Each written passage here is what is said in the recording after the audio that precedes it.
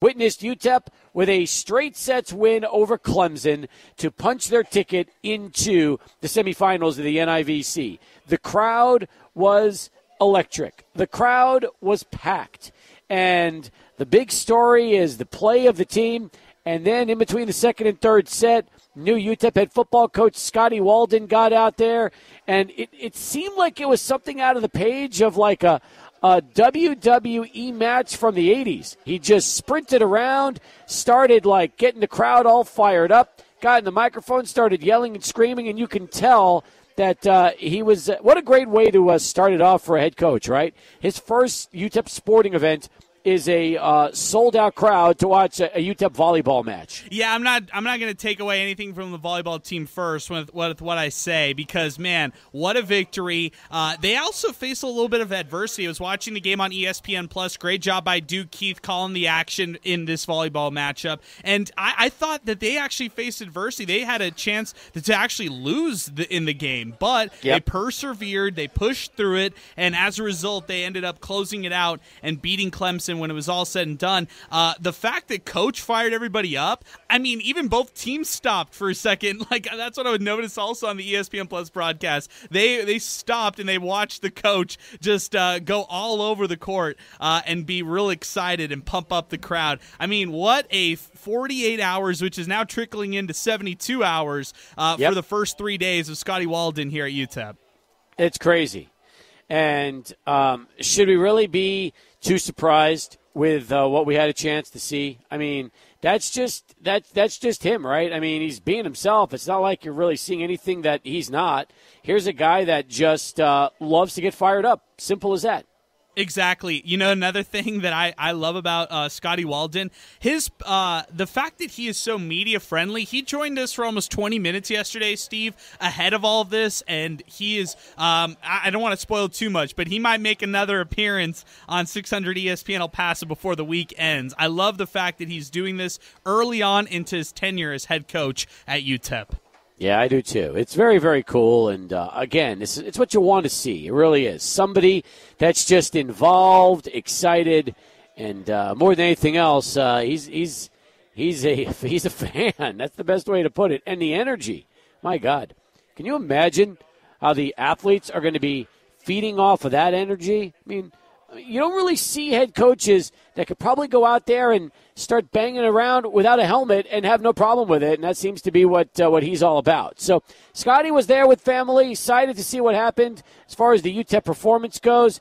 Adrian, you mentioned it. There was some adversity, but realistically, when you win 3-1 and knock Clemson out, that was big for them. And you're right. When Clemson took the third set, and all of a sudden, in the fourth, things were getting kind of interesting. UTEP had one stretch where they just pulled away and really never looked back after that.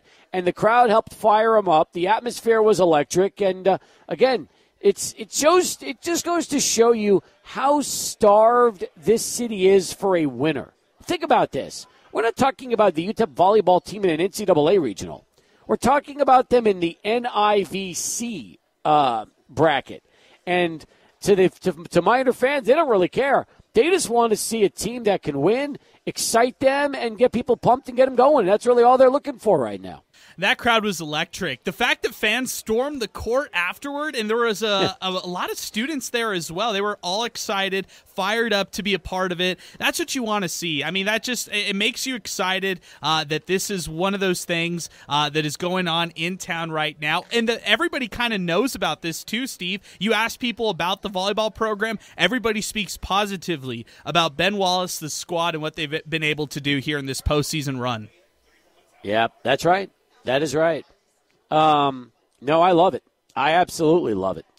As we get going here on the program, again, if you were there last night, you want to talk about it, we'd love to hear from you. Saw our pal Michael Tipton. He was there with the family last night, and just one of many people that were out there. Jim Ward, whose restaurant Eloise will be going on sale tomorrow at 10 a.m. for our dining deals. We're talking about one of the original members of At the Drive-In, and then Sparta, and so many bands, his solo project, Sleeper Car. He was there with his wife, Christine, and checking it all out. Hey, and just having a lot of fun. Hey, just real quick, Steve, sorry to jump in there. I love the new location for Eloise, by the way. So congratulations to Jim Ward, the great staff, his wife, out at the new location, 126 Shadow Mountain. That new location is awesome. I love it. It's big, and it's perfect to take friends, perfect for a night out, perfect eats. I love the nachos out there, and they do a great job at Eloise. Let's talk to the man of the hour. He is head coach Ben Wallace, who is here right now with his team for a viewing party. Look, I wanted to get you on the show today, and I figured, well, if you can't come to us, we're coming to you. That's as simple as that. Good to see you, and congratulations on last night. Thanks, man. I appreciate it. I'm glad you're here.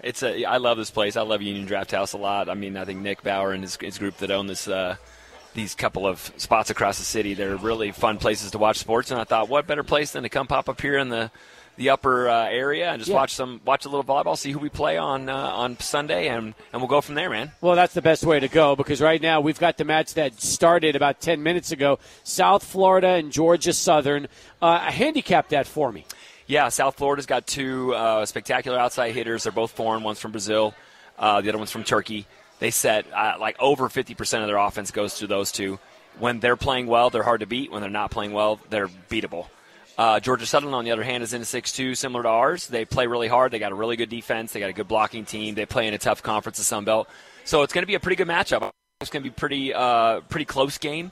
I don't care who we play. I mean, honestly, one of these two teams is going to have to deal with our team playing really well, and I'm excited to see who we're waiting for. Who needs to win in order for Sunday to be held out at Memorial Gym? Well, it all depends on the committee. I think that the committee will look at whoever wins. We have the best RPI left in the tournament, other than Wichita State, and we're separated by 2 points. Mm-hmm. I think they're 62 and we're 64, or they're 64 and we're 66. So really, it just depends on what the committee thinks. I know that South Florida and Georgia Southern would love to both host. Sure, they would. But at the end of the day, when we're putting 3,600 people in the gym and we're winning at a high level and we're a quality high, low RPI team with a great record, I think we have a really good shot at hosting on Sunday. Is there anybody left in this tournament that's putting as many fans in right now to watch these matches? There's not a lot of people in America that are putting enough fans in the gym in relation to what we're doing in Memorial. I mean, I was telling somebody this morning that there's probably only 10 teams in America that can sell out their arena for volleyball, for college volleyball. And the fact that we did that last night is spectacular. I think it's a testament to a lot of people at UTEP working really hard to get the butts in the seats, especially our team and our staff for several years. Andrea Beatty, who used to coach with us before she took off to Syracuse and then Denver, and now she's the head coach at St. Louis, was like, man, Coach, that's been coming for a long time, and I'm really proud of you guys. So, but there's only the Nebraskas, the Wisconsins, the Minnesotas, Hawaii of the world that can sell out their arena. So to get that done here in El Paso is really a spectacular, really cool thing. Did Jackie Simpson-Kerr, the head coach of Clemson, tell you about what that atmosphere was like for her and her club after the match? Absolutely. She was very gracious and also very professional at the end. She walked up and she's like, Ben, thank you so much, man. This was a fun match. She said that we took great care of her. She said everybody in El Paso was really good to us. We were taken really well, taken care of very well. She said it was a great match to play. It was a great match to coach. And she was very, very humble and gracious at the end, and she was very impressed with our team. And she was also very impressed with how we've changed and been different since we had those injuries and people out earlier in the year, because we played them in September. So it's been two and a half months since we played them. And so obviously we've gotten better. And they have too, but we were playing at a really high level last night. I think getting better, but also having to rely on different players. That's the most important thing, because many of some of your best players were in that early season match. They're not in right now. That's right. Yeah, I mean, we didn't have Kalia when we played them there, and Kalia probably should have been freshman of the year in the conference. And being a setter and in a 6-2 offense where she's not in all the time, I think that probably hurt her a little bit. But she was easily the most impactful freshman in our conference, so we didn't have her the first time, and she does a lot for us. Not just setting the ball. She's a great defender. She's a tough server, and she's a bulldog. She's a winner. And so not having her the first time we played them, that was a big piece of the puzzle. But also having Ollie on the left, getting Marianne in the game. Marianne did not play the first time when we played them in New Orleans. And Marianne was one of the best players on the floor last night for us, 13 kills, and she was really awesome. Yeah, I'll tell you what. I felt like this team, not just the kills, but the blocks. So many blocks. I guess there's one thing last night that you probably will say you want to see them just eliminate would be some of those service errors that happen, because you always try to have fewer service errors than you do what is it? Aces, yeah. Yeah, exactly. Aces, yeah. Exactly. Some people get a little bit lost in the service error category. They equate, misses to points. Okay, so let me put it to you in terms of baseball. It's like really good hitter and a pitcher, right? If that pitcher slots a couple of balls in the strike zone because they're trying to strike them out, they're going to hit that ball over the fence. Okay, correct.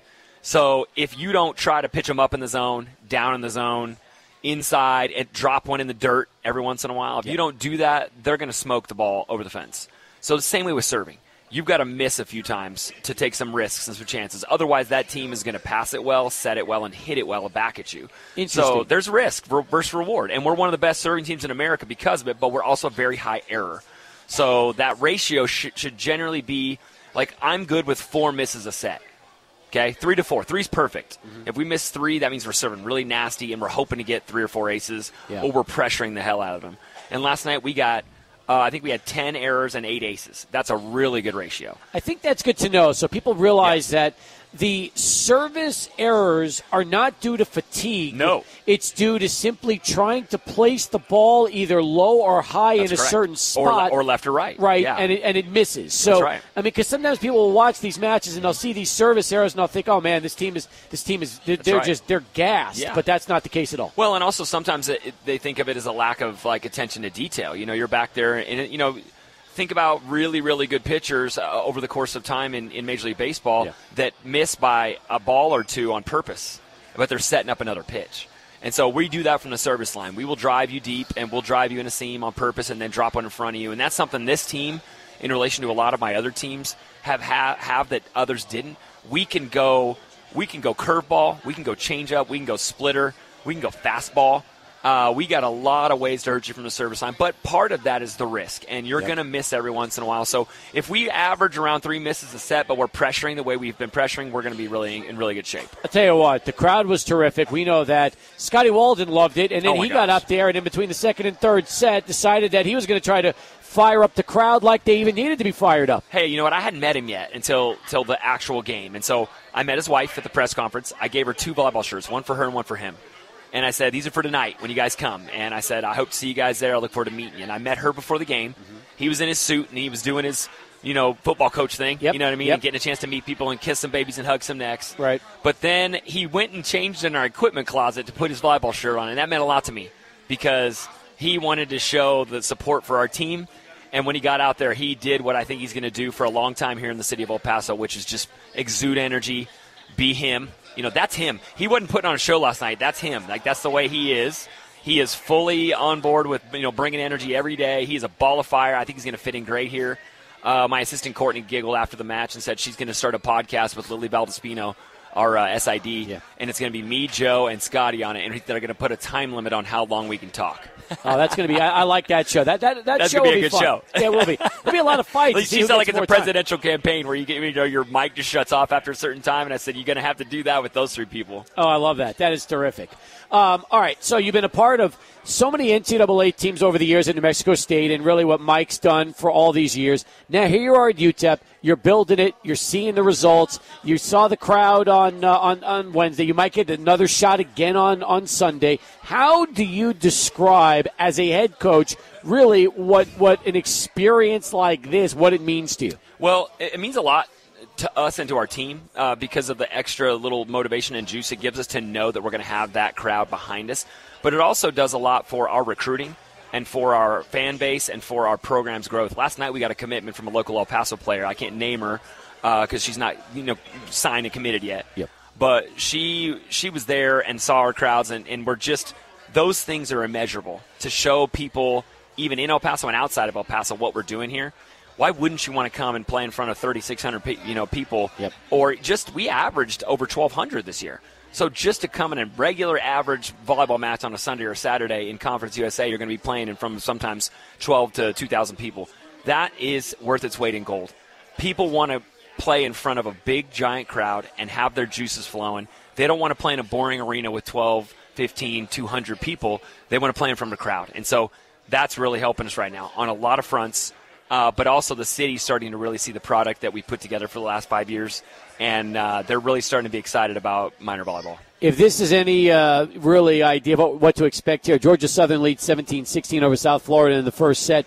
We could be going all 5 with these two teams. Very close, yeah. I mean, I think they're both 20-win teams. They're both very good. One plays in the AAC. It's a tough conference. And the other one plays in the Sun Belt. Sun Belt had 4 teams in the NCAA tournament, and the AAC, I believe, had 3. Wow. So they're both very good conferences, very tough conferences, and we're ready to match up, man. We're looking forward to it. My team's upstairs just having some appetizers and hanging out and watching some volleyball and just taking a deep breath and enjoying our crowd from last night and enjoying that win. I hope CUSA gets to a point where we can start sending 3 or 4 teams to the NCAA tournament. Well, in 2021, we were the third. We were 46 in the RPI, and they took 45. So we were about to get 3 bids that year. Had we not faltered with some injuries and things this year, we were in running for an at-large bid this year to get two teams in. So Conference USA is generally a 2 to 3 bid league, and we haven't made it a 3 bid league yet. UTEP hasn't, but we're about to get back to that place because you know Delaware just joined our conference. They won their conference and went to the NCAA tournament. Okay, Kennesaw State's a 20-win team. You got Liberty now. You've got New Mexico State. You got Middle Tennessee. You've got really good volleyball teams in Conference USA, so it's going to be a gauntlet for the next several years, but it's also going to help our RPIs knowing that we're playing 20-win and 19-win teams all through conference. So the quality of volleyball in Conference USA is on the way up. Excellent. Hey, listen, get back up there to enjoy with your team. Appreciate we'll it, look forward to having some of the girls come down during the course of the show over the next couple hours. Love and, it. Man, happy to be here. Congratulations on just a spectacular run for you. You got it, man. I'm going to send down Torrance first so she can make you laugh. No, always does. All right. That'll be great. Thanks, man. Appreciate you, Steve. Ben Wallace getting us started here on Sports Talk. Coming up next, Jay Jaffe. He'll talk a little baseball and beer. And later on, Torrance Lovesey, members of the UTEP volleyball team. As we continue, let's send it out right now to Charlie 1 and get our first traffic update. 25 past the hour as we continue live out here at Union Drafthouse, Sunland Park. 100 beers on tap. Not to mention handcrafted food and beautiful service. Man, I know a guy who would love to be at a sports bar and restaurant with 100 beers on tap. He's this man, Jay Jaffe, who talks baseball and beer with us every week from our friends at Fangraphs.com. And, Jay, welcome back to the show. It's great to have you on. And obviously, your timing is impeccable because with the Juan Soto Yankees trade that was finalized last night, sends some shockwaves through the baseball world, knowing that the Yankees have another big star for the 2024 season.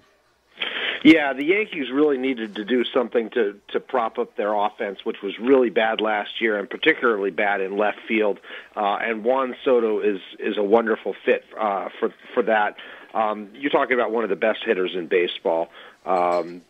You know, he didn't have a great season last year by his standards, but he is just 25 years old and is on track to be one of the all-time greats in terms of what he's done at his young age. So, you know, he's got 1 year before free agency, so this is a short-term deal. Maybe the Yankees will be able to make him an offer for an extension before he hits the market, or maybe they're going to pursue him as a free agent. But for now, he definitely improves the 2024 product. He costs them a lot of young pitching, but some of it a little bit on the higher end. But for the type of talent you're getting here, this was a no-brainer for the Yankees, and good on them for pulling it off.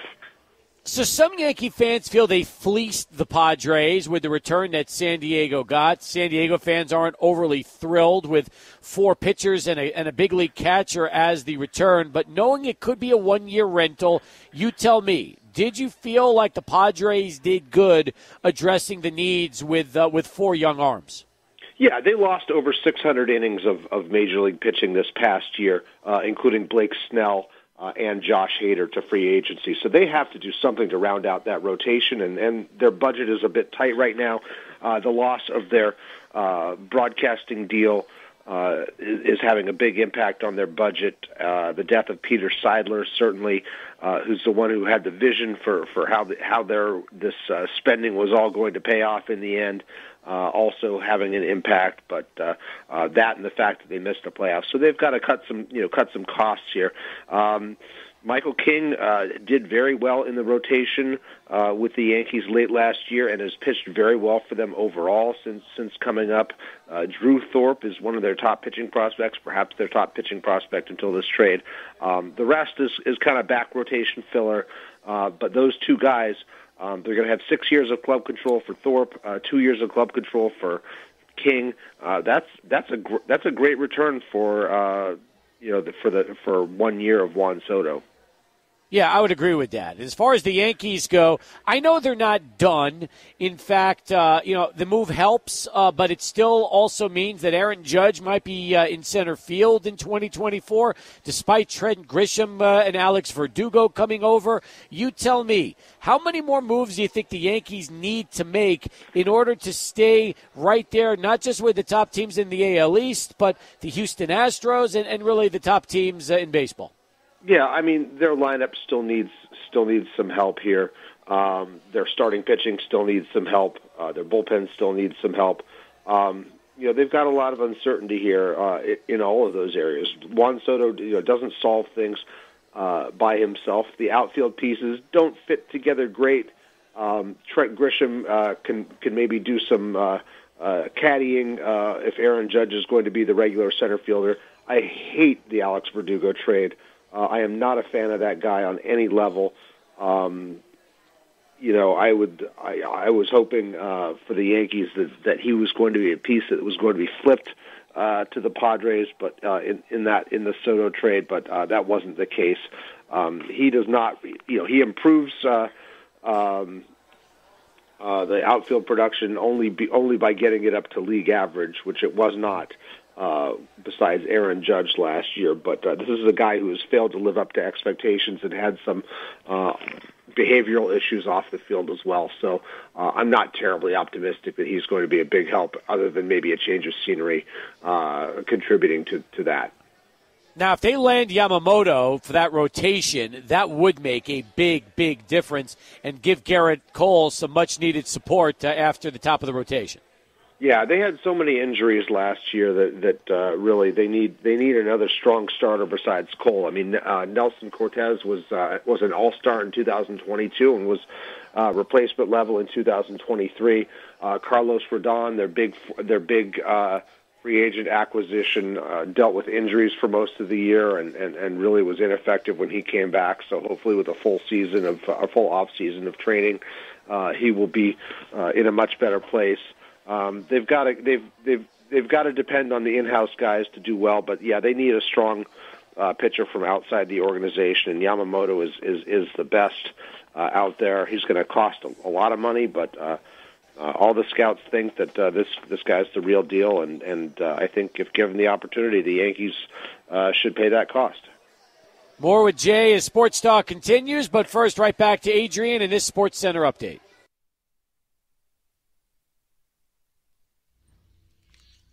With Jay Jaffe right now, who is back from Nashville in the winter meetings. I'll get to that in a moment, but there were other signings that happened as a result of the winter meetings, Jay. Craig Kimbrell goes to the Orioles on a one-year deal and says he wants to win. And then the Diamondbacks landing Erod for 4 years, $80 million. Eduardo Rodriguez. Let's talk about both of those pitchers and what their deals mean to their respective teams. Let's see. Well, first of all, Kimbrell, with the loss of Felix Bautista to Tommy John surgery, Kimbrell is a decent fill-in. He's bounced around a lot the last few years. Has pitched, let's see here, for the Cubs, the White Sox, the Dodgers, and the Phillies in the last 3 seasons. So this will be his 5th team in 4 seasons. He's had a partial resurgence compared to where he was in 2019 and 2020 when he was with astronomical ERAs, but he's still vulnerable to losing his delivery a bit, getting over rotational, and getting hit, and also struggling with his control. We saw that in the postseason. He had some big moments that didn't turn out so well, but I think that he is somebody who can certainly help that bullpen, whether he's closing, which I think is the intention, or setting up behind Yenier Cano, who did very well once Felix Bautista went down. A solid move by the Orioles. Good to see them spending money. As for Rodriguez, he opted out of his deal in Detroit, improved his lot a bit, certainly by signing with a winning team. The Tigers tried to trade him to the Dodgers this past year, but he invoked his no-trade clause due to family issues. This is a good reset for him. He's coming off of a pretty strong season, 26 starts, 330 earned run average, 3 WAR by Fangraphs. He will help the Diamondbacks, whose rotation really lacked depth, as we saw in the postseason. They were getting by with just 3 starters. This is a big upgrade for them. Can you explain what Jeimer Candelario is doing with the Reds? That was one move I didn't really understand. I'm not sure I know what's going on there, other than the fact that they are probably going to make a trade because they are awash in infield prospects, or young, not necessarily prospects anymore, youngsters with Ellie De La Cruz and Jonathan India and Matt McCain. This sets them up to make a trade for some pitching, which is really something that they need. Noel V. Marte was the other one that I meant to mention. They're awash in infielders, so they've got some moves in them here. It'll be interesting to see how it all pans out. They've also got some positional flexibility. Candelario can play multiple positions, and McClain can play multiple positions. So can Spencer Steer, who now has been bumped to the outfield. But I think you're going to see them trade somebody for pitching here. Jay Jaffe talks to us every week from Fangraphs. You got a lot of Hall of Fame articles. You held a chat out a couple of days ago in Nashville, and you also wrote about Jimmy Leland getting into the Hall of Fame. Your reaction when you heard the news that he was the only candidate elected from the 8-man slate? Very happy for Leland. He was to me the most deserving of the 4 managers, thanks to the multiple pennants, 3 pennants. Everybody else on there, Lou Piniella and Davey Johnson, only had 1. They never got back to the World Series after winning it early in their careers. Cito Gaston won 2, but had a very short managerial career. I was disappointed that Bill White came so close without getting in, and I kind of feel for Piniella as well, missing by just 1 vote for the second time in a row. Regardless of where I see his merits, I don't want to see anybody go through that and then have to wait 3 more years for another shot, knowing that they have not been in good health. White, to me, was the strongest candidate on that ballot due to the combination of careers that he had as a player, as a play-by-play broadcaster, where he was the first black broadcasting play-by-play man in all of the country, and as a pioneering executive as well, as the president of the National League in the late 80s, early 90s, overseeing expansion. Sorry, excuse me. Take your time for a second, Jay. Get yourself together, and then we'll give you a minute if you need to get a sip or something like that before we get to continue. So go ahead. The impact of what White did, particularly when he was a player, speaking out on the segregated housing facilities in spring training and spurring change in that regard, was a huge thing. I really thought it was his moment. He's 89 years old. I hope he's alive to get another chance 3 years down the road, because to me, he was the most worthy one there. All right, let's wrap it up. Beer pick of the week. You were in Nashville. I'm sure you had a chance to check out a few things while you were enjoying the winter meetings. What would you like to profile for our listeners this week, Jay? Yeah, let's see. The beer selection wasn't great because the Opryland Hotel is just a huge, overwhelming place, and they don't have a lot of creativity there. But the one beer I kept coming back to, this is the Yeehaw Brewing Company's Cerveza. It's a Mexican lager, 4.8%. It's made with Tennessee flaked corn and locally sourced malts. It's a nice upgrade on the typical Mexican lager. I had a lot of this stuff because people are buying you beers, you're socializing at happy hour, going to dinner, coming back, having more beer, talking into the night. Nice, easy drinking session beer. Yeehaw also had an IPA that I tried that was pretty solid. There just weren't very many options at the bar that we were at, so I was pretty careful about what I was drinking, and mostly just trying to go with the flow here with the session beers. For those wondering, the Yeehaw Brewing Company is located in Johnson City, Tennessee. And yes, the Cerveza, the Mexican-style lager, the pick for Jay this week. Hey, I enjoyed it as always. Welcome back to town. Good to have you. And, hey, happy Passover. We'll look forward to having you back on the show here again next week. I'm sorry, happy Hanukkah. Happy Hanukkah. I'm about 6 months off on the skeleton. There we go. Thanks, close. Jay. All right. All right, take care, Steve. Yes. About as close as the some of the Hall of Fame ballots are going to be, Jay. So, yes, I appreciate it. We'll talk to you again. Jay Jaffe, as we continue here on Sports Talk. 19 in front of 5. We got more in a moment. We're live, Union Drafthouse, Sunland Park with 600 ESPN El Paso. A redshirt sophomore who was coming off of a big performance last night, a big season, and great to see you again. Last time I saw you was the summer. How are things going? Going great. It's just the ending of our postseason. It's like we've been through so much adversity, diversity, all of that we just, from the last time we always talked like this is going to be one of our best teams that we've ever had, and it's really, I think it's showing, and I think everyone in El Paso can agree with us. Is it hard to explain what it's like playing in front of a crowd like you had last night? I wouldn't say it's hard to explain. It's just nice to know that the city of El Paso supports us as much as we have support within each other, because throughout the season we've had more and more people come to our games and realizing like this team is special, and then now that we're 13-0 at home, it just proves like we have something to show for the city and just like for our school and for the university. So I'm always wondering like what it's like as an athlete having that kind of a crowd there pumping you up, and really how they explode on every big point, and what that does just to fire you up during a match. Not like you need to be fired up, but still what that's like for you.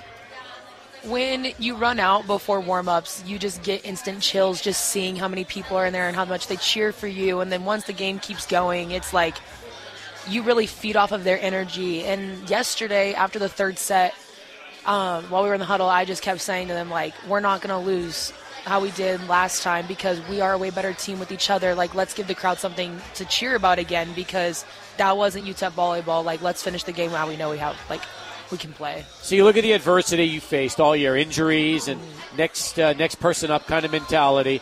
You're not surprised, are you, that the team is here in the semifinals and having a chance to try to play for the NIVC championship? Not at all.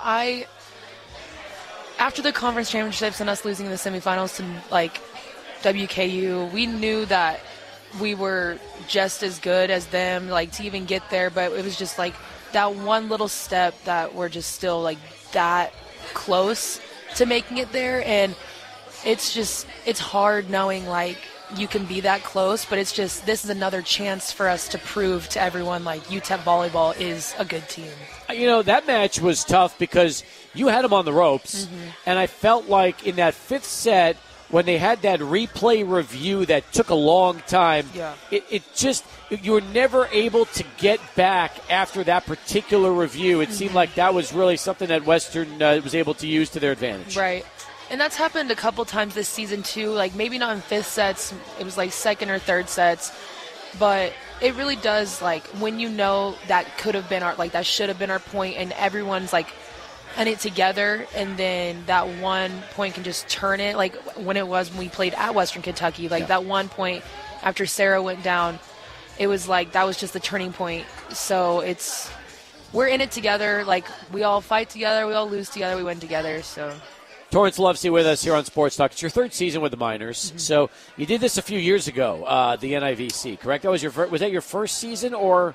That would have been my first season, but that's when I was out with my first injury. So I didn't get to play, but I was there getting to support and then just experience it through emotions and just being able to cheer my team on. So this is your first time actually playing in a situation like this. I mean, for you, look, you've got 2 years of eligibility remaining after this, but this is really why you're playing and what it's all about, right? Yeah. Hopefully next year we're playing the NCAA. But, yeah, it's been a great experience being able to do this with the seniors that are left, especially after how conference ended. Do you ever get nervous? It's Adrian back here in our studio. Did you ever get nervous yesterday, kind of internalizing, thinking that it's Clemson you're going up against, a team that you actually lost against? Do you ever get kind of that pregame jitters knowing you're going up against powers that be like that? I wouldn't say that I get nervous, just knowing that we take so much time throughout the week to prepare ourselves, whether it be in practice, with film, with just what the coaches, like the information our coaches give us. Like, we go in with so much confidence, and then if something goes wrong throughout the match, we get so much from our coaches and from each other that we never – that's the difference from last year and this year too, is like we have so much confidence in ourselves that we can push through. That's why after the third set yesterday, we had no doubt that we were going to finish it in the fourth. And you did. That's exactly what you did. And by the way, what was it like watching the students storm the court after the match? Well, because we were like standing there, we're like, oh my gosh, who's pushing us? And then we turn around and they're all there, and we're like, this is like, that's never happened before. And like, it's so nice to see other students finally like want to experience it with us, because they do so much like minors support minors, and we talk about it with them all the time, and like we go and support them, and they've been like telling us like, oh, you guys are actually really good. And we're like, yes, keep coming to our games, because like we need everyone to realize like we can support each other, and you guys can experience how fun it is to actually be there with everyone. You were also had a chance to see the Scotty Walden experience yesterday. Did you like when he went out there and basically decided to try to fire up the crowd a little bit too? Yes, he reminds me just as much as like Ben does when he dances in between like timeouts, and then like he gives so much energy because he wants El Paso to realize like the football team can be good, and they need that for the university, and we need people to come support. When he dropped the mic and he started running, I thought he was about to do a backflip or something. I did not know what he was going to do, but I loved his energy, and I actually got to meet him today, and he's a great guy. Awesome. Meanwhile, you know how badly this city wants a winner. You can see it just from the crowds you're having for volleyball. When football turns their program around and men's basketball starts to win, sky's the limit here, isn't it? Yeah. There's just so much that I think comes down to sometimes as athletes you start to like make it very individual, and I feel like when you have a good coach like how Ben is, he's very team oriented. Like, it's nothing about yourself. They talk about that with us all the time. It's like, stop thinking about yourself and really focus on the person next to you, because that will help you build. And I think the new football coach, he's going to do that for the football team, and I think that's really going to help them. If there are people that have never been to a match before, and let's say Sunday you're back at Memorial Gym and you're hosting either of these two teams right now, South Florida or is it it's Georgia Southern, right? How would you best explain what a match at Memorial, a volleyball match for the Miners, is like? Oh Lord, there's so many different emotions that happen. Like, I would say we're a very energetic, outgoing team, and you can see that the way that we celebrate. If you've never experienced a volleyball game before, you just have to show up and see for yourself, because the fact that we can get over 3,600 people there, it proves that we have something to show for you guys. And I think we still have 2 games left in us for sure that we can give to the city of El Paso. Well, I'm excited. Hopefully we're back Sunday and didn't get a chance to win that title. That would be terrific. Yes. Great to see you, Torrance. Thanks so much for joining us, and we'll look forward to talking to some of your teammates here coming up. Perfect. Thank you. You got it. Torrance Lovesey, folks, as we continue on Sports Talk. When we return, more of the UTEP volleyball team. They're here. We're here. Union Drafthouse, Sunland Park. Come on down and join us. We're here with you till 6:15, 600 ESPN El Paso. Every single Thursday, not to mention Dollar Pizza Day every Wednesday. And holiday parties, folks, it's right around the corner. Don't wait any more time until it's too late. You want to book those parties now at any of the 5 locations for Union Drafthouse. Here at Sunland, also on the west side, Cimarron Canyons, and then east side at Tierra Este, East Lake, and George Dieter. You can book your holiday parties out here at Union Drafthouse.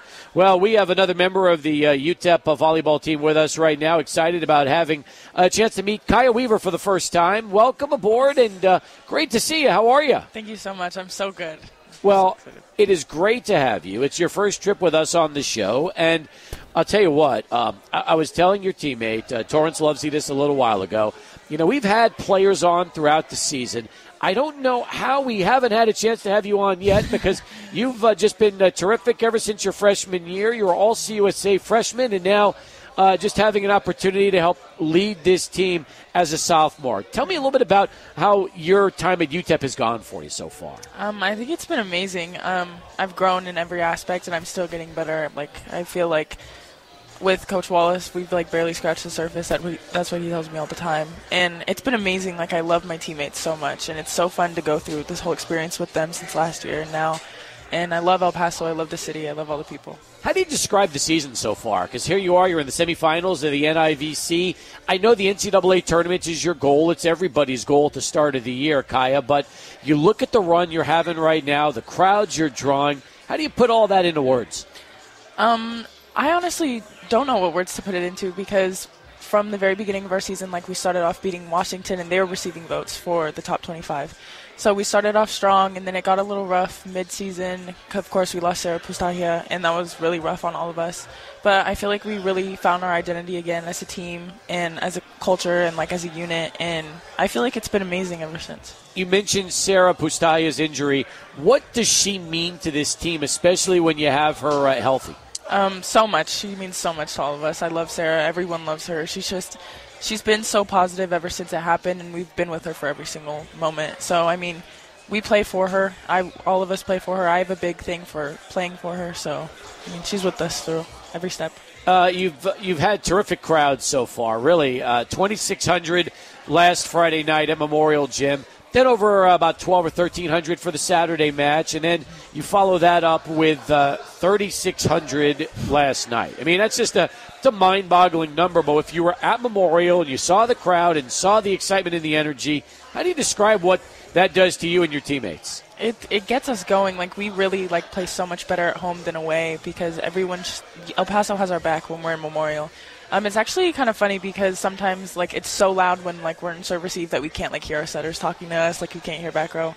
But that's the cheer that gets us going. They cheer every point we just won the game, so it's really nice to hear. As a middle blocker, your job is to do just that, block spikes and shots coming over the net.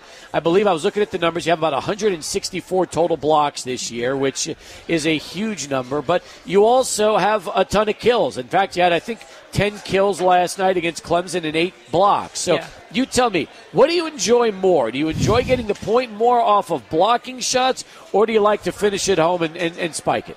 I think I'm gonna have to say on a kill. That's the point I like. I really do like blocking a lot. Blocking is really fun, but I think getting the point on a kill is really nice. And that's my favorite. I don't know too many teams that have as many blocks as what we'll see from you. I feel like one of the things that Coach Wallace has told us time and time is how many of your athletes on your team, your fellow teammates, can all jump 10 feet or more. And when you think about that type of ability and vertical leaping ability, it gives you the chance to really control the net, doesn't it? Yes, so much ability. We all touch crazy numbers. Even our back row players still jump up high.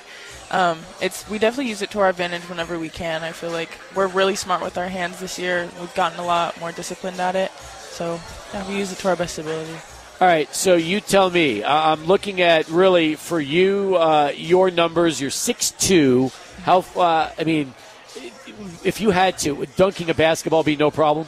I'm going to say I hope so, yeah. I can touch the rim, but I haven't tried with the basketball yet. I used to play basketball. You did? Yeah. Did you always gravitate more towards volleyball than basketball? No, so actually, funny story. So I started playing volleyball my freshman year of high school because we had a family friend coaching varsity.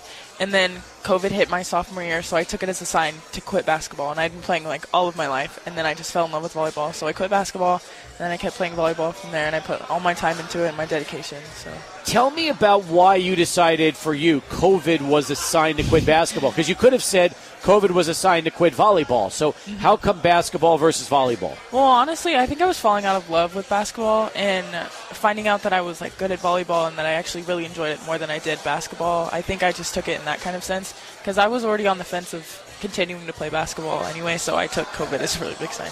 So. Kaya, I wonder also for you, was volleyball something that you picked up pretty quickly, or did it take you a little while? Because getting a scholarship out of high school means 4 years of volleyball, and here you are playing Division I for the minors. So was it something that, for you, being athletic, you just immediately were able to gravitate towards it? Yeah, I think so. I mean, everyone kind of starts off really slow, and I joined a local club, and then I gravitated towards one that was 40 minutes away from my house.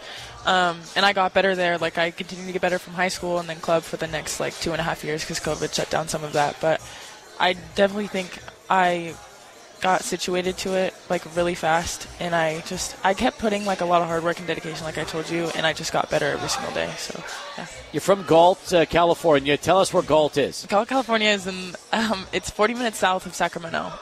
So it's a really small town. I call it a pit stop town because that's where everyone really stops to get drinks or go to the gas station or get food.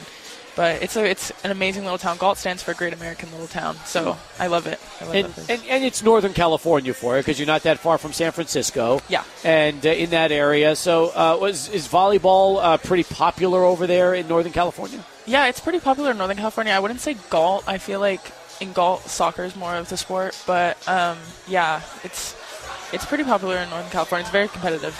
You've got a lot of young talent on this team. You've got some older veterans as well. Have you assumed the leadership role pretty much ever since you stepped on this campus as a freshman?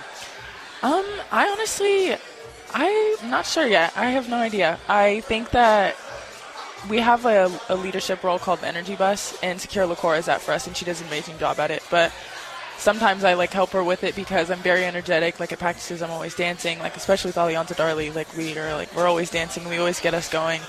So I'm pretty sure next year I think is the time where it's to step up. But yeah. I haven't heard about Energy Bus before. This is the first I've heard of it. So explain to me the origin of Energy Bus and what this is about. So the Energy Bus is someone that just drives the bus for everyone, and they get us going. They get us loud. They get us honking like a bus does. So they get us loud and yelling. They keep our energy up. They make sure that it's not silent during practice because sometimes we play music and sometimes when we don't, it's we forget that it's not super loud in there. So it just keeps our spirits up. It keeps everyone's body language up. And yeah. Kaya Weaver with us here on Sports Talk. I've been told that this is a very fun, loose bunch of athletes. That's what we've always heard from Coach before when he's talked about you. He said that when this team needs to get down to business, they will do just that. But you have a lot of fun in the process. You don't take yourselves too seriously, and you just try to have as much fun while winning as many matches as you can. Yeah. Is that pretty accurate? Yes, very accurate. Every time we get stressed up, we're just just have fun. That's probably our biggest motto in our team. Nothing's easy, but have fun. That's what we do all the time. How close is this team really off the court as well as on? Very close. I feel we all hang out with each other off the court. I feel this now, even if it wasn't a team thing, I feel we would have done something anyway. We're really close. You can talk to anyone. Me personally, I feel I can talk to anyone and not have anything against them. We all go on really well. So, I heard somebody say a couple of days ago, well, why aren't they playing at the Don Haskins Center? Why are they playing at Memorial Gym? You tell me, as somebody who's played all your home games at Memorial, but you've been to the Haskins Center to watch the men's team or the women's team play, do you feel home court advantage, there is nothing tougher for an opposing team than having to play at Memorial?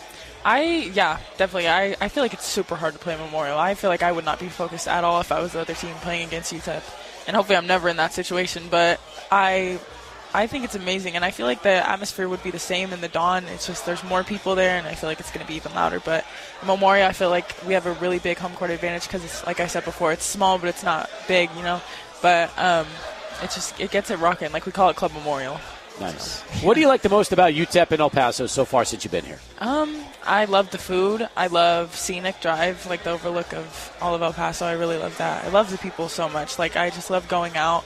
I don't even have to be wearing volleyball, and everyone's good game yesterday, or good job, you guys are doing well. I love that so much. They know. They know you. That's right.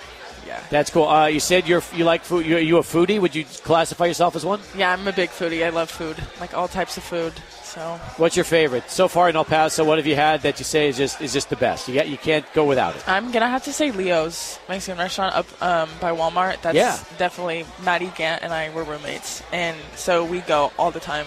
Every time we have family here, we take them there. I love Leo's so much. We like noodles and dumplings a lot too, because I've never had that type of food near me. Because not in Galt, there's not a big option for food. But yeah, noodles and dumplings. Que flauta is really good. All right, what's your go-to Mexican dish? If you have to have one thing, what do you eat?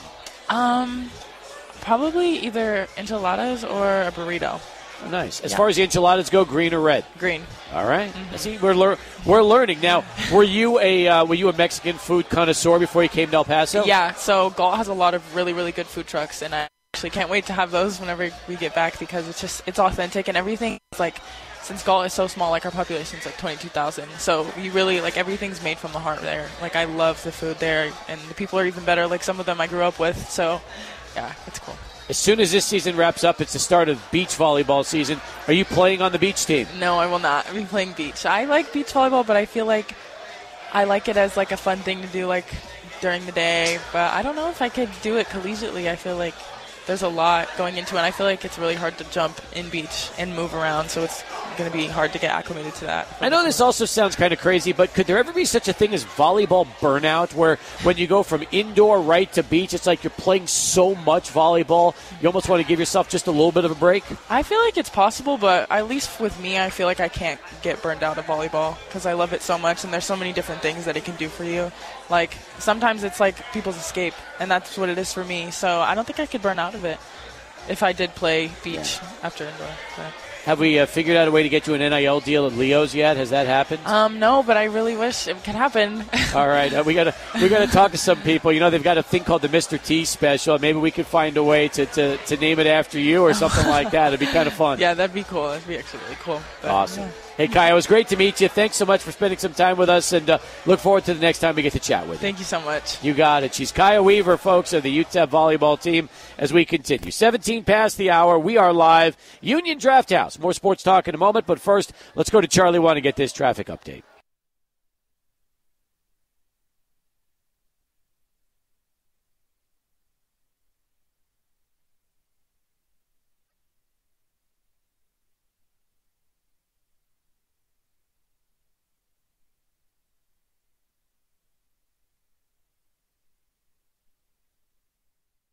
21 past the hour. We're back right now live out here at Union Drafthouse at Sunland Park, folks. It's our location today.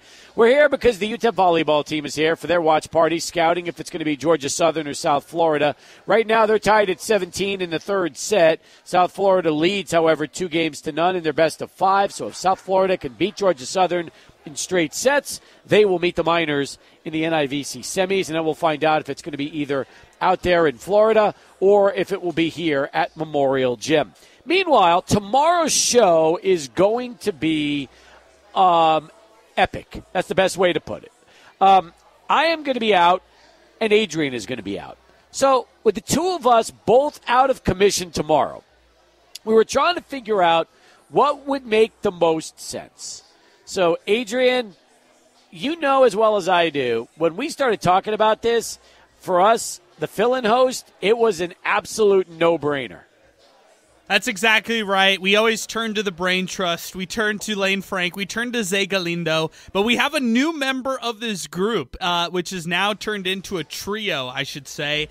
And it is UTEP starting quarterback Cade McConnell, who will be officially making his internship official on 600 ESPN El Paso come January. So we're turning the page of December. He leaves town after tomorrow. So this will be the last time we hear from Cade McConnell for a while here on this show. In fact, there was a little bit of negotiating. I know you probably felt a little guilty. Not me. I didn't feel guilty at all because I was trying to tell Cade, hey, listen, I know you're planning on heading back home, but put it off a day, and you can take the 3-hour show with Lane and Zay and have the three of them work together. And once Cade said that he was in, I was pretty excited about it because Lane has been asking me for the last few weeks, when can Cade come back on the show with me? It's the greatest. This is so funny. And I'm like, soon. I promise you, soon. I didn't realize it was going to be tomorrow, but that's how quickly we were able to put this thing together.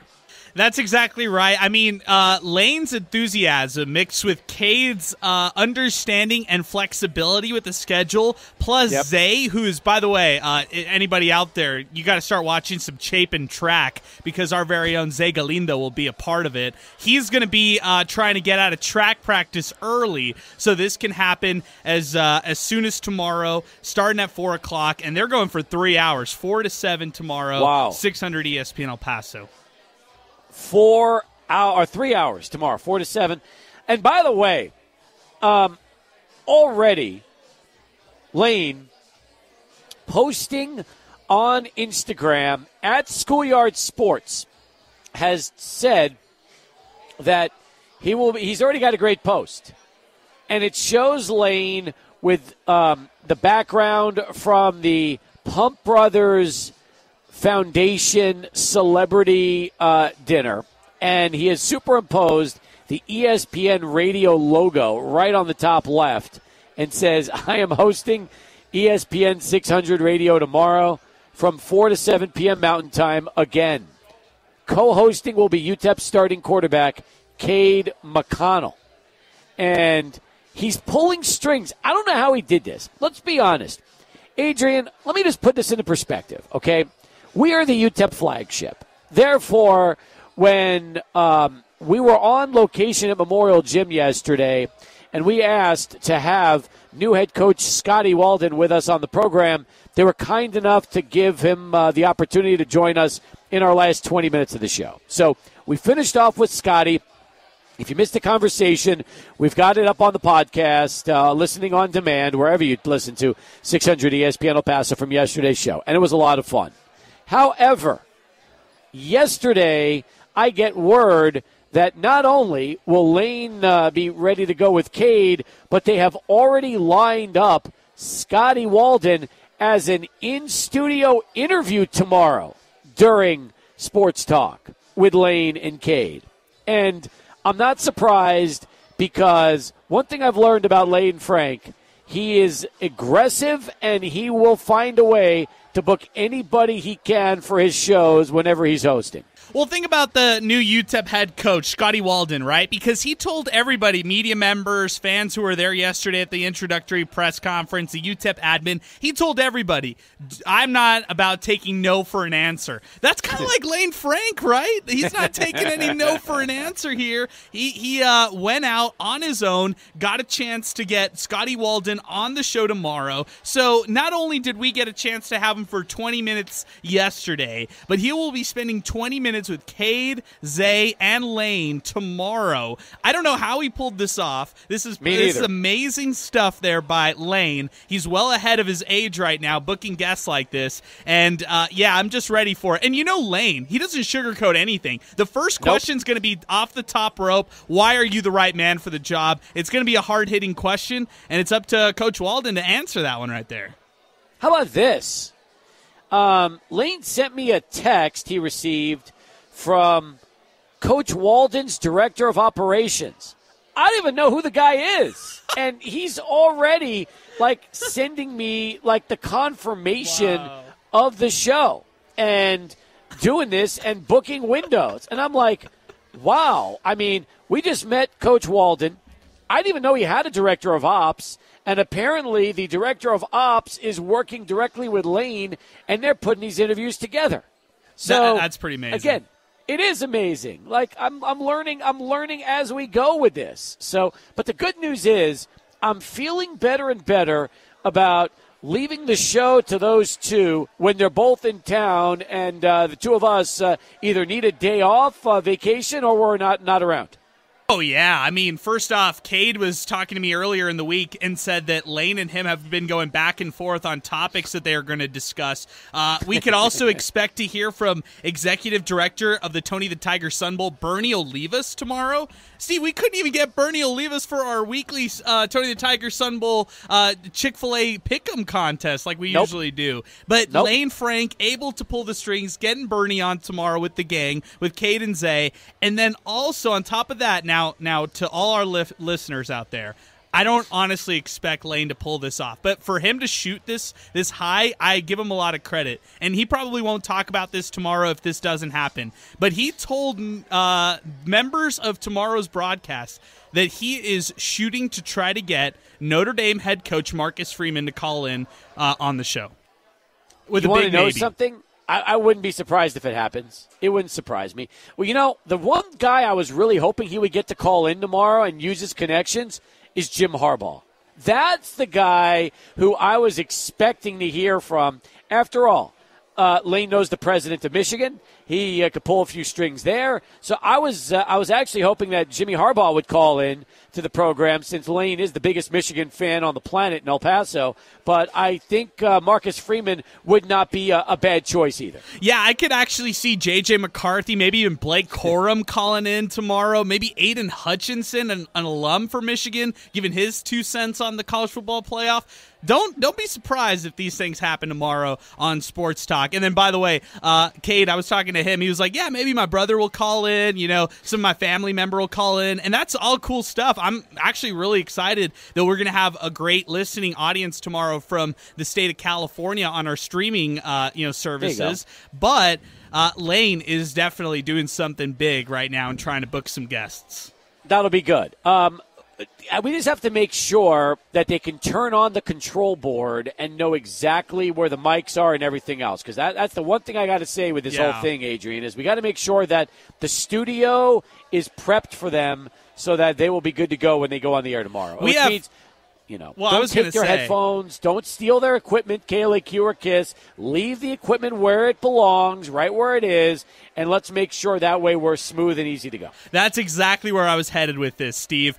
KLAQ KISS, please. I mean, I'm going to have to text our boy Angel Munoz, who's now with 93.1 KISS FM in the mornings, to please make sure that the headphones are plugged in by the time the guys are in the studio. Yeah, that's exactly right. That is exactly right. Oh, man, it's going to be fun. Can't wait. Tomorrow, 4 to 7, Caden McConnell, Lane Frank, UTEP Zay. Oh, it's going to be happening, folks, and it will be happening right here on 600 ESPN El Paso. All right, let's get back to Adrian. He's standing by. He's got a bottom-of-the-hour Sports Center update. We've got about 45 minutes left to go before Thursday Night Football takes over the airwaves. But when we return, controversy in Buffalo, and could it cost the Bills their head coach? We'll talk about it next, right after Adrian at Sports Center. South Florida had 2 match points against Georgia Southern, but now they're all tied up at 24 in the third set. South Florida leads it 2-0. If they win, it'll be South Florida and UTEP coming up this weekend in the NIVC semifinals. All right. So Sean McDermott, I guess this story that involved comments made in a 2019 training camp talk with the Buffalo Bills have surfaced today. And the comments he claimed were made to discuss the importance of communication and being on the same page with the team.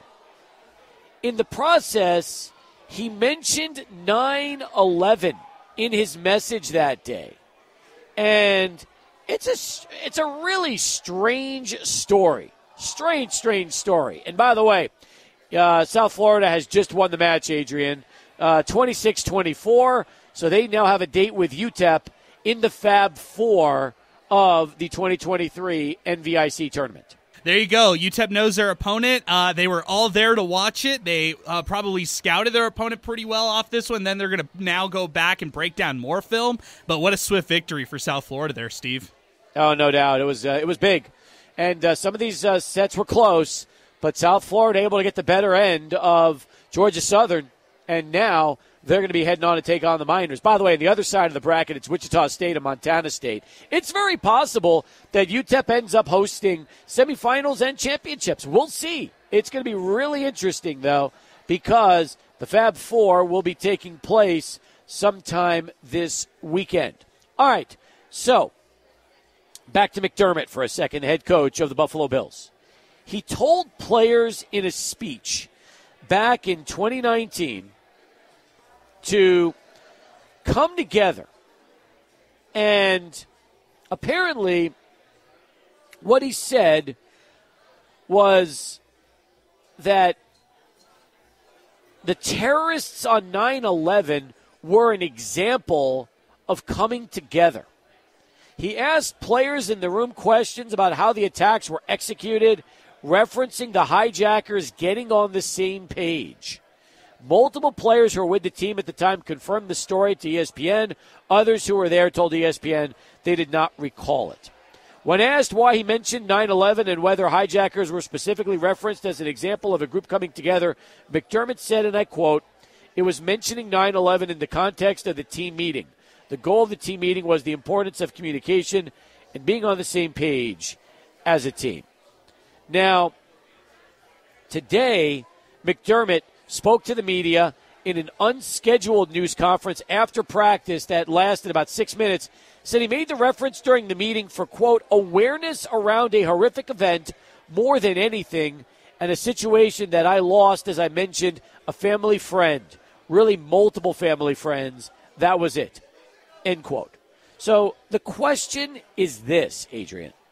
You're trying to get your players on the same page.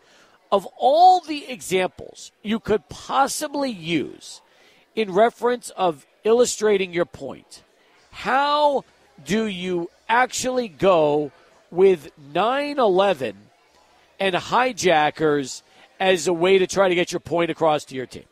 Yeah, I don't like that at all, and for obvious reasons. This is something that you don't reference for any light like that kind of thing. It's something that we remember on the day it happened, 9/11, and we honor those who passed away in such a horrific, tragic, something that a terrorist attack that came out from, not here in the United States, a terrorist attack that was coming to inflict pain on the United States. So for this right here, I just don't like the example that's used whatsoever by McDermott. I would hope that the ownership and the front office holds him accountable for saying things like this, because it has no business to be in any sort of team meeting, even if it was a couple years ago. So the question is this, okay? He was hired as the head coach in 2017. In June, he signed a contract extension that keeps him in Buffalo through 2027. If you're the Buffalo Bills, do you fire Sean McDermott for remarks made 4 years ago that are just surfacing now, that had these remarks come out in 2019, probably would have lost his job on the spot? Now that it's being said what he said 4 years ago in training camp, is it something that Sean McDermott should lose his job over? Yeah, I don't know. That's a really, really tough answer, because a lot of people, especially New Yorkers, and believe me, I listened to a lot of New York radio today, believe that Sean McDermott absolutely should be out of a job after what he said. Yeah, think about the proximity, too, being in the state of New York for the Buffalo Bills, and how many fans who live in New York City root for the Buffalo Bills. That's that's kind of a slap in the face to them, and that's obviously something, it's such a sensitive subject still that this cannot go lightly as far as just saying simple locker room talk or speech talk. And a little more details from the tweet that was sent by Adam Schefter. He said that the hijackers were a group of people who were all able to get on the same page to orchestrate attacks to perfection. One by one, McDermott started asking specific players in the room questions. What tactics do you think they used to come together? A young player tried to methodically answer, what do you think their biggest obstacle was? A veteran answered TSA, which lightened the mood. Listen, truth is, this is a weird subject. I don't know what goes on in locker rooms, but this is not something I think would go on. It's a very, very uncomfortable situation. And, man, I don't know. The Bills are having issues. This story comes out. You just wonder what the fallout's going to be when it's all said and done. Yeah, and I got to give a lot of credit to Tyler Dunn. He is the author of Go Long, a website actually that humanizes pro football journalism, profiles, Q&As, podcasts, and then deep dives that capture the spirit of the sport. He's somebody who uncovered this story right there, confirmed it by multiple players who witnessed this story happen in 2019, and went off on a long story talking about some other problems that Sean McDermott might be having in his locker room by the way that he talks to players and coaches, his style and stuff like that. So this might be, Steve, one example of a bigger issue that Sean McDermott might be having in his locker room, and that might be a lack of control over the Bills and everybody. That's so true. 20 in front of 6 right now as we continue here on Sports Talk. 505-6009. We are live out here at Union Drafthouse, Sunland Park. 100 beers on tap, handcrafted food, beautiful service, not to mention holiday parties. Hey, you want to book those holiday parties? They have 5 locations all around El Paso. Here at Sunland, also on the far west side at Cimarron Canyons, Tierra Este, Eastlake, and George Dieter, all on the east side of El Paso. More in a moment. Stay with us. Sports Talk continues. 600 ESPN El Paso. But I really enjoyed it. I'd definitely come back. So now we know your opponents. We found that out about 10 minutes ago. Yes. South Florida. I'm sure you had a chance to watch the match. What impressed you about their performance today over Georgia Southern? Their outside performed really well. They were scoring at will on the outside on the pins, so that's definitely something we're keeping an eye on and going to have to get a stop on early. All right, fair enough. We also found out if this matchup would be in Florida or here in El Paso. Why don't you go ahead and break the news for everybody, Sakira? Yeah, we'll be playing here on Sunday at 1:30 p.m. We're hosting again semifinals. It's exciting, isn't it? Super excited. Yeah, after last night, now I know why you've got a big smile on your face. Yeah, super excited. The crowd was amazing this last game, so we're really excited to be hosting again. Crowd's been good all year for the most part, but this tournament in particular, last Friday and last night, the crowd really stepped up in a big way, didn't they? Yeah, it's amazing to see the support that we have. It makes us feel really good. And even just when I go around town, I have people coming up to me, which makes it all more special, especially with this being my last year. Having this much support around us is really exciting. How's this year in El Paso been for you since you arrived? Yeah, I've loved it. I loved every second. It's been great. I'm so happy I'm ending my career here, of all places. I've never regretted my decision once. I always look forward to every game, practice, everything. As one of the veterans on this team, there's a nice mix. I've talked about that with some of the younger players who were here with us a little while ago. We had Kaya, we had Torrance as well. You tell me, is it just one of those group of ladies where everybody just kind of fits in nicely and really knows their roles on and off the court? Yeah, I would say this is the most cohesive team I've ever played on. I think everyone knows their roles. Everyone knows when they need to step up, play their role. And everyone's just really supportive of each other, and the chemistry is really good, so that makes it easy to play on. How'd the coaching staff find you and get you over here for your graduate season? Yeah, so I was playing at Oral Roberts out in Tulsa, Oklahoma, and we hosted a tournament last year, and UTEP was in that tournament. And so, I'd known Ben for a while. He's known my mom for a long time, so we talked to him and stuff after the game, and, he liked the way I played. Obviously, they scouted our team. And so, once I entered the transfer portal, he was the first person to reach out. And I came on my visit. It was my second visit after I went to UCA. And I immediately fell in love, and I knew I wanted to be here right after my visit. Tell me, how much does El Paso remind you of Albuquerque? It's so similar. It was the first day I was out here, I was riding around town with Ollie because we're roommates. And I was like, this is literally like Albuquerque. It's so similar, which is nice because I'm still getting my space, but it's nice to be reminded of home. In terms of the team, it's been really for you, and I'm sure for everybody here, a pretty successful season. You wanted that NCAA tournament trip. I'm sure that was your goal when you arrived. Things didn't work out that way, but now you're getting a chance to make the most of it here in the postseason. Yeah, definitely. I mean, we wanted to go to that and make that NCAA tournament run, but I mean, this is our opportunity to still be successful and end our season with a W. I mean, only 2 teams in the country get to end on a win, and that's in this tournament and the NCAA tournament, and so that's our next goal. Sakira LaCour with us here on Sports Talk. You tell me, how much talent is on this team when you really look at the roster up and down? On our team? Yep.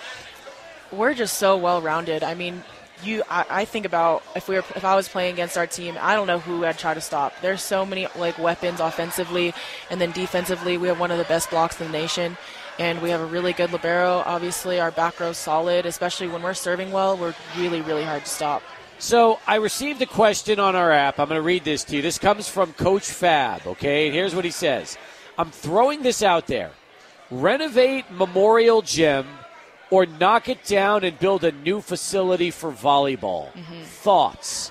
Now, I'm going to get your thoughts in a moment, but I'm just going to tell you, I'm nostalgic.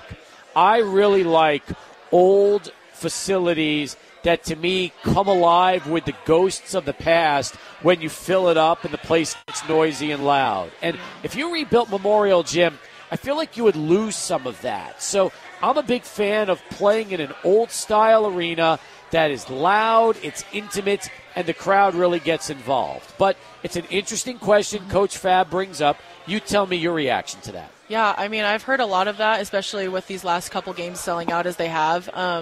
I like the environment that we have, and I know last night was probably one of the this was the biggest crowd in volleyball history, but it was one of the only times we've sold out that arena since men's basketball had played in there, and so that was really special for us. And I know it is packed, it is tight, but it makes the environment so different from anywhere else you can play in the country. You can make a bigger arena, but you can't recreate that atmosphere. Well, this is your 5th year now playing volleyball. How would you say that the crowds here in El Paso compared to what you've seen throughout your career? This is unlike any place I've ever played at. This is the most people I've ever played in front of, and just how loud it is and how supportive everyone is. It's when you're standing on the floor and the other team's serving and the entire crowd is just screaming, I just can't help but smile because of how incredible it is. I guess it also shows you that El Paso is a volleyball town, and yes, more than anything else, fans love a winner. And when you put a good product on the court and you're winning, now you know the community's backing you and they're there for you the whole way.